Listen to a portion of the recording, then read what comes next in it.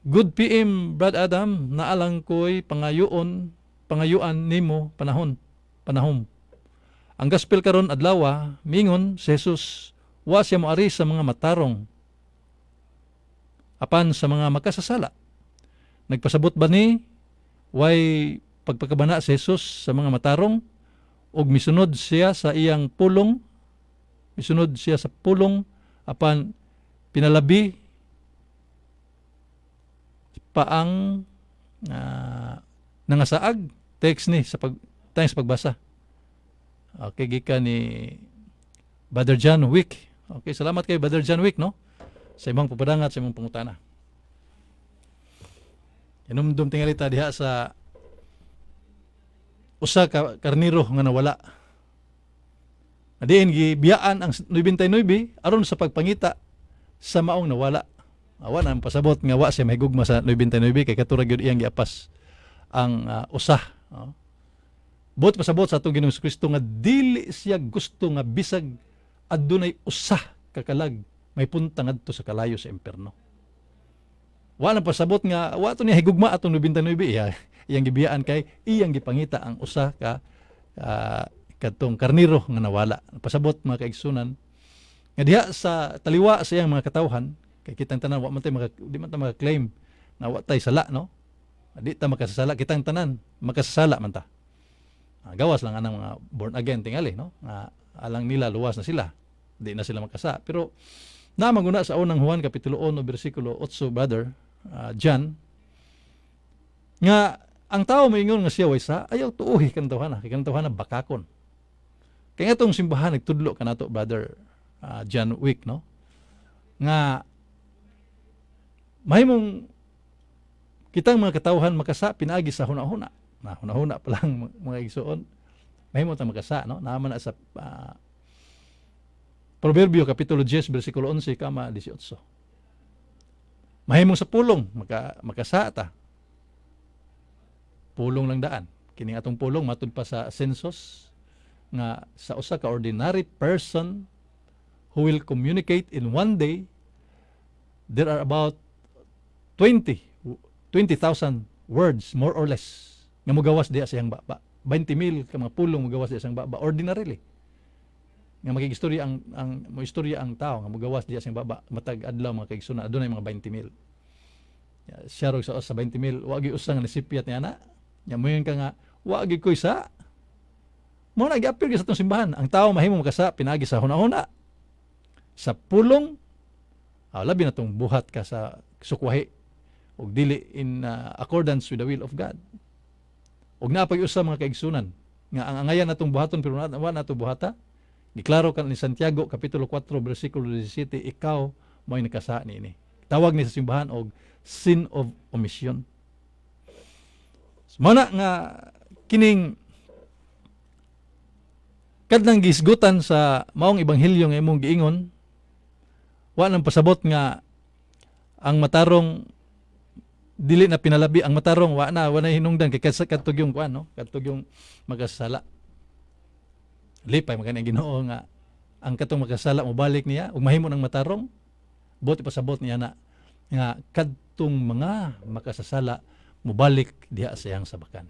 Kay naa maguna gihisgutan kana sa atong unang Santo Papa si San Pedro.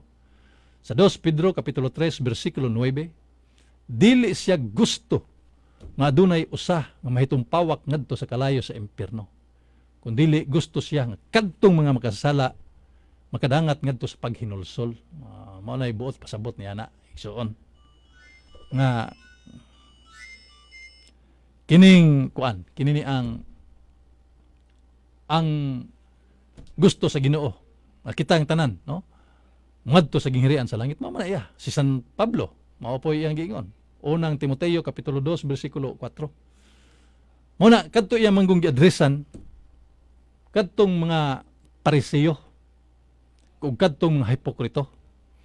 Alang kanila tungod kay sila maayo na kaayo mo sag-o sa pulong sa Ginoo labi na katong salmo kay during the time sa atong Ginoo mga kaigsunan grabe perte kayo kadtong mga Hudiyo nga ilang memorization, no?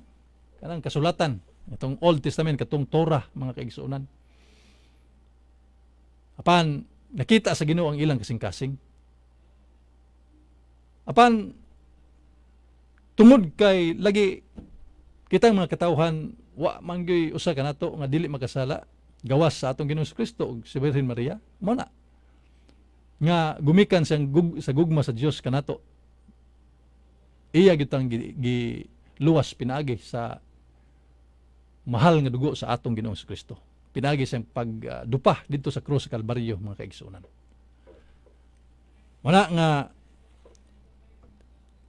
gitawag kita nga makasasala. Ninganhi ako dili alang sa mga maayo, sa mga walay sakit, kundi dili sa mga masakiton o sa mga makasasala. Kay kitang tanan puros makasasala. Muna nga iyang gipahimug-atan kana, no? Kitang makasala mao giginganhi sa atong Ginoong Kristo na amana sa San Mateo kapitulo 9 bersikulo 13, mga kaigsunan. Kay ninganhi ako gumikan sa dili sa mga maayog lawas or dili sa mga kining dili masakiton, kundi ninganhi ako alang sa mga masakiton o alang sa mga makasala. Pagluwas kanato. Kita kay makasala man ta. Mao na kita giluwas kitang tanan, no? Kitang tanan. Kay wa may exempted na to, mga kaigsunan. Bisa kapila ta mayon nga ako, praise the Lord nako, hallelujah nako, luwas nako, wa na pasabot nga di na ta makasala. Otherwise, no? Otherwise wa ta diha sa kamatuoran. Kay lagi na hisulat na sa balaang kasulatan kadtong tawo nga moingon nga siya waysa. Iya ra gyud ang justification. Apan atong Ginoong Hesukristo, ang atong Dios nakakita gyud sa kasing-kasing sa kalag sa tao. Nasa unang Hari kapitulo 8 bersikulo 39. Ang tao igura gyud nakakita diha sa panagway sa tao, sa gawa sa tao. Apan ako nakakita diha sa inyong kasing-kasing. Nasusi ko ang inyong kinauyukan sa atong sulod, mga kaigsunan. Muna nga siya may labing nahibaw kanato nga kita makasasala. Ninganhi siya alang kanato, mga kaigsunan. So mga kana brother John Wick, no? Atong ikatubag sa maayo nimong pangutana. All right, good evening to DYRF staff and management and to all Angkor. Brad Adam from Babag, Lapu-Lapu City. Gikan sa tuigsoon Arturo M. Francisco. Maayong gabi usab kanimo brother, no? Alright, ato ning lakturon, mga kaigsunan. Good evening, Brad Adam, watching og na minaw ko sa radio. Karon pa ko nakabalik tan-aw nimo, Brad, kay wala wifi. Watching from Shopwise, Basak, San Nicolas. Salamat kayo, Sister Maria Sanita Librando. God bless kanimo. Amping, sister. Mayong gabi. Ilojong palihog ko. Nakos radyo yung palihog ko. Ibalik lang. Okay, salamat kayo.